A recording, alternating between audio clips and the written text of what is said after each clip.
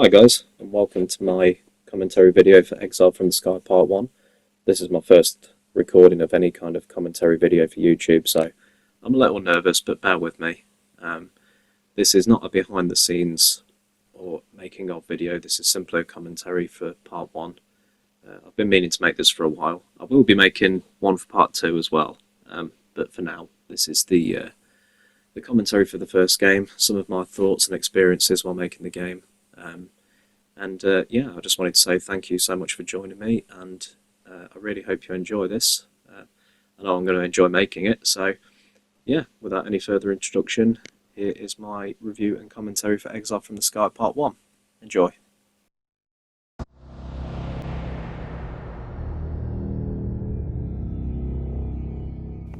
So here we start with the first segment of the game. You've got the mothership UFO coming into focus.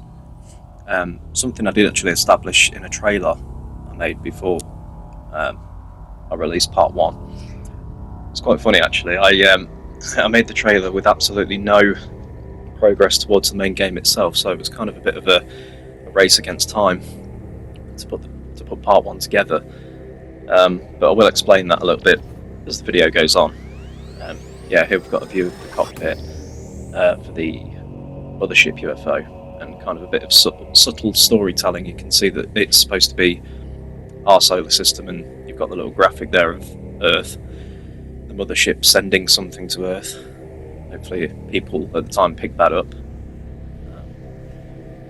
But yeah, so it's originally I wasn't sure if I wanted it to be Earth or not, but I suppose I kind of subtly implied that it is, and the spaceships and the UFOs and whatnot, they're basically descendants of the human race. They evolved past needing to be on the planet. But yeah, this is one of my favourite shots in the game. I still, to this day, don't think that any other shot, even in Part 2, beats this one. This was just exactly the shot that I envisioned in my head. It's one of those rare instances of what was in my head was perfectly resembled on screen. I kind of had a rule when I started making Exiled that every shot from this point onwards, I wanted it to look like a postcard from the angles, the camera angles, sorry, to the look of the world itself, the lighting, everything. I wanted it to just really have that wow factor. You know, although this was built in LittleBigPlanet, I wanted people to think, is it? And then of course we've got the classic Exiled from the Sky Part 1 track. Music was a huge part in this game. I really wanted the music to kind of carry the story in a way. I really sat there with every scene and tried to think, how would this go? Music for me is one of the biggest parts of any game. Huge inspiration from Shadow of the Colossus, Ico, God of War, for their sense of scale and music, things like that. But yeah, music has always been an interesting subject to me. I basically taught myself how to do music on this game. I can't read or write a bar of music. I just do it all by ear and imagination, essentially.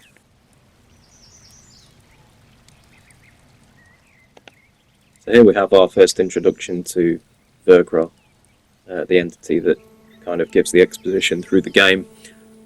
This scene in particular I was a little bit unhappy with at the time. I really wanted to make like a huge crater and have the UFO sit in the middle of that crater and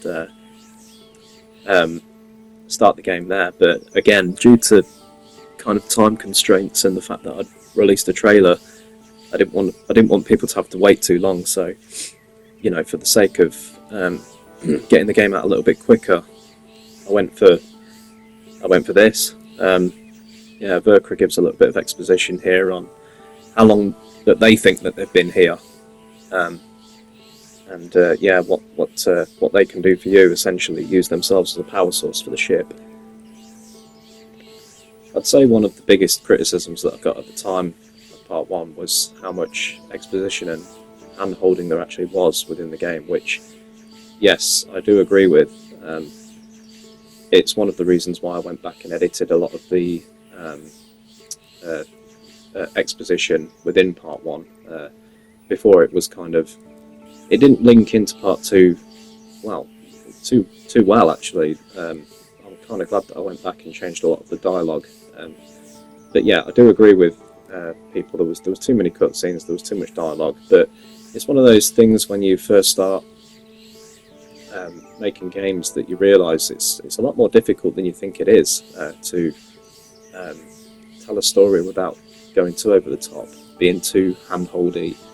You know, it makes you really appreciate some of your favourite games out there, how they go about doing it. And yeah, I wish I'd have kind of took a bit more time to learn and, you know, get inspiration from other games in a sense on how they go about doing it. But yeah, with going back and doing some edits and whatnot, I feel like it fits in better with how I originally did it.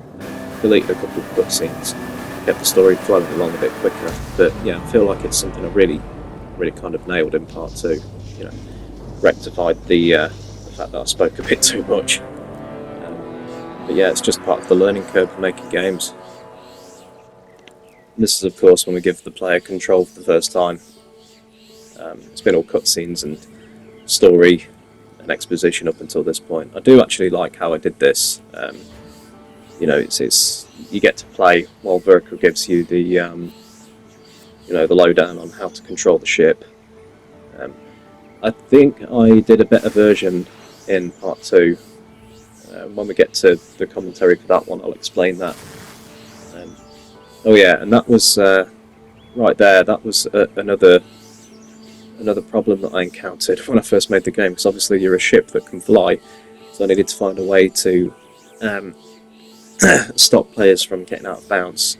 And of course, with a name like Exiled from the Sky, I kind of decided the best way to go about it would be to make a barrier that essentially you cannot return until the task is complete. I thought it fit quite nicely within the narrative.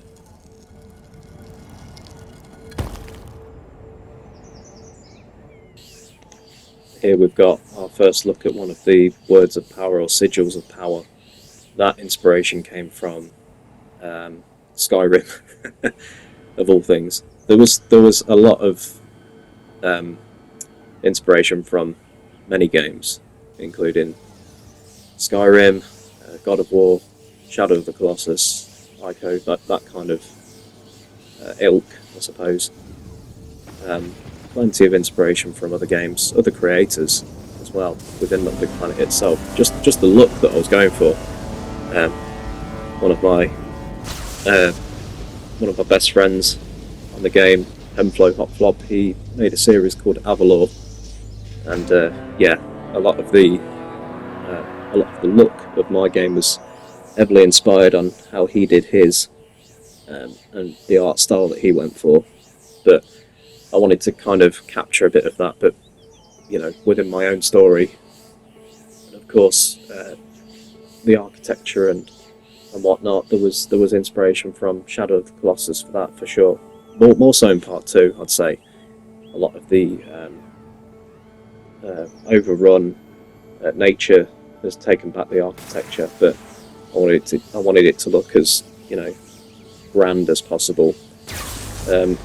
Here, of course, we get the first look at what the power can do, the first word of power. So, yeah, it's kind of, I really wanted to have a bit of a puzzle challenge here to, you know, unlock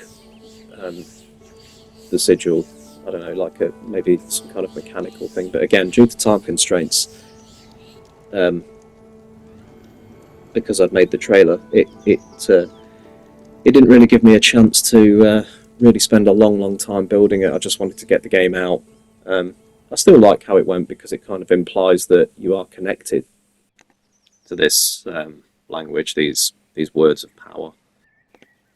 Here's where we really get to the start of the adventure. This is kind of the second part of the forest, but now you're unleashed into the world with the new power that you've gained from the first sigil. Again, I would have really liked to have had some kind of puzzle or something like that, so that you could progress. But again, due to time constraints and whatnot, I decided against that in the end, and just decided to show off essentially the power by, you have to destroy these trees that are in your path to get out of the way. To progress. So it really it just shows how, how sort of weak you were when you first started the story, and now all of a sudden you've got this great power that you can utilise to progress. This particular piece of music within this scene I named "Hallowed Ground," and it's supposed to reflect the fact that you're in uncharted territory here. It's implied that Verkra lost their memory due to the crash, and it's a bit of a story of rediscovery, I suppose, and reconnection with ancestry, lost to time. This planet is the planet that they evolved from. They've evolved to a point where they don't really need a body or a planet anymore to thrive. But yeah, I just really enjoy this piece because it just ties all of that up in a nice, neat way. I think it kind of says everything that I wanted to say in the story. I'm particularly proud of this piece. And now, of course, we enter the beginning of Chapter 2, the Descent. The piece of music that comes up next is also called The Descent. I really wanted something that was kind of creepy, but not too dark, but something to sell the mood. I think one of the most fun parts about making any game or any scene is the music to fit the mood. You've got to find a way to find that glue, and music is probably the best way to do that. You have brilliant visuals and sound effects, but music really sells the scene.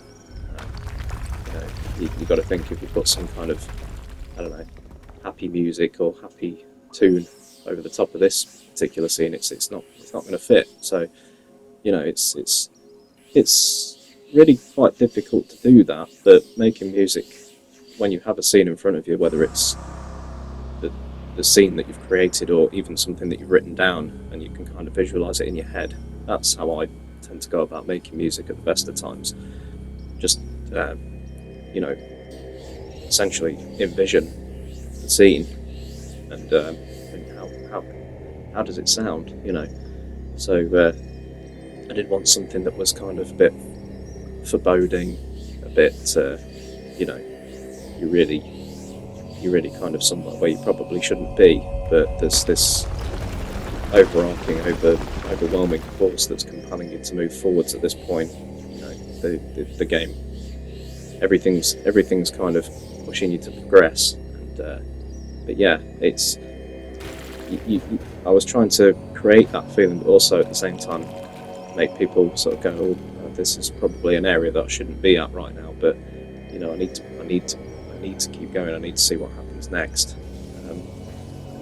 So yeah, part of that's the real beauty of making music for a scene. I think it's finding the right thing to make it stick, the right glue, and yeah, it's just one aspect that I really probably enjoyed making the most out of everything to do with the games.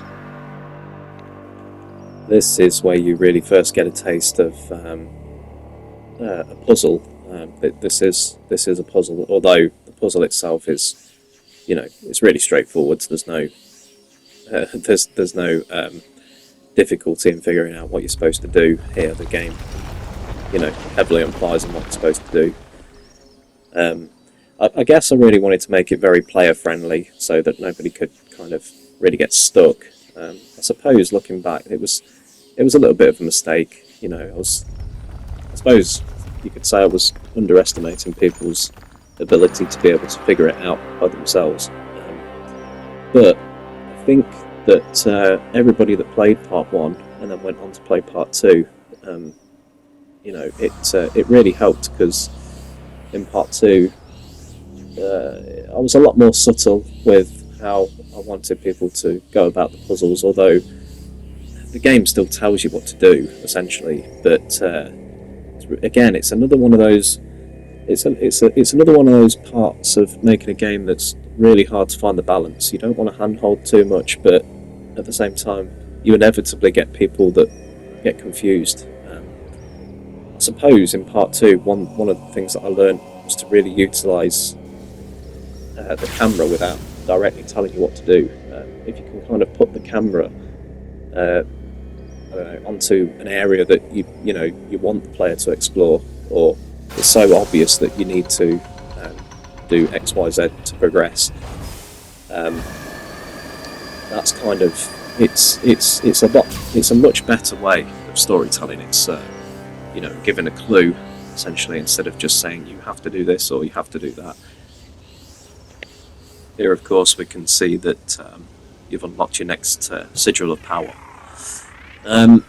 So in part 1, another, I guess, criticism would be the limited times that you get to use the powers, which again is something that I really was keen to rectify in part 2, and had to sit there and find a really creative way on how people could use the powers, because essentially in part 1 it's more of when you get in line with an object or an area that you can use them, that's when you can use them. You can't use them at your own free will. It's again, it's very linear in part 1, and I realised that was actually a mistake. People respond much better to, again, it's all about giving the player control. The more control that you give to the player, the better experience they have. So I guess that's why I do consider part 1 as more of a story or prologue, because it is very handholdy, I will admit. But yeah, this particular room, this took quite a long time to design and build. For one, when you're building any area and you want it to look good, you have to, especially on LittleBigPlanet, because of the way the layer system works, you have to take into consideration where things are going to sit within the scene.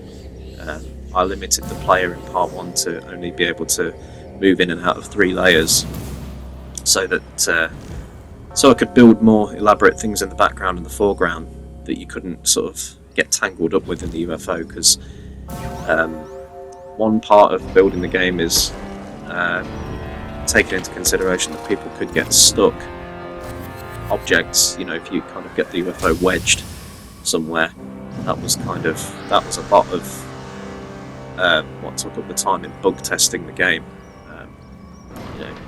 That is another reason that it takes a long time to release anything. If you want it to be good and you want it to be professionally made, you have to take the time to understand how players could break the game.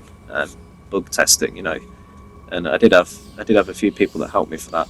My sister, for example, Misty, she's not a LittleBigPlanet player, but she got the game once I told her that I was making this game, so that she could help me play test it, and amongst other friends. But yeah, it's a big help getting people to sort of do things that you wouldn't necessarily think of.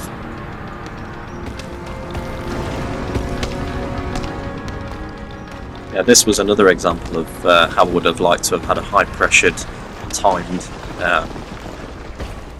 puzzle, so that you can get out of the room on time. Again, it would have been a nightmare to build at the time, because it would have been one of those sort of permadeath situations that if you didn't make it, that was it, you were done, you had to start again.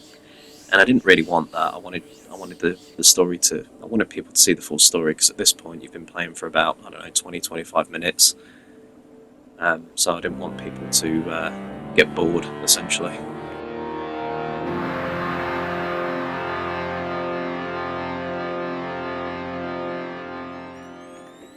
Here, of course, we have the entrance to the Lost Temple, or the Secret Temple. This is actually this is where part 1 ends and part 2 begins. I really like that idea in games sometimes, when you have literally the last scene that you ended on being the beginning of the next game, to really tell the player, no, this is a direct continuation of where you left off.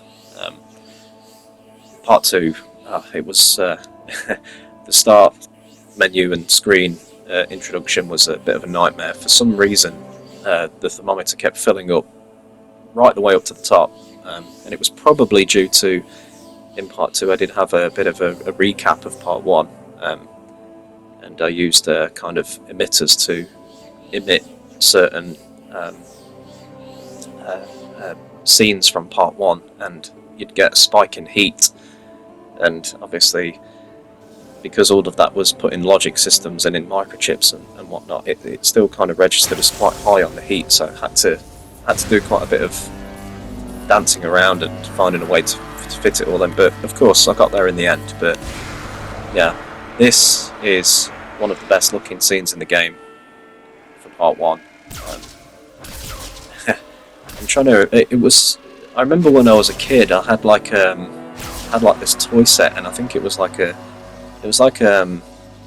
of those weird things that you'd get as a kid from Argos or something, that you'd have your action figures set in like a little scene made out of, entirely made out of plastic, and have trapdoors. I think it was a He-Man kind of. It was like an evil tower or something. You could put all of your toys in there and play with it.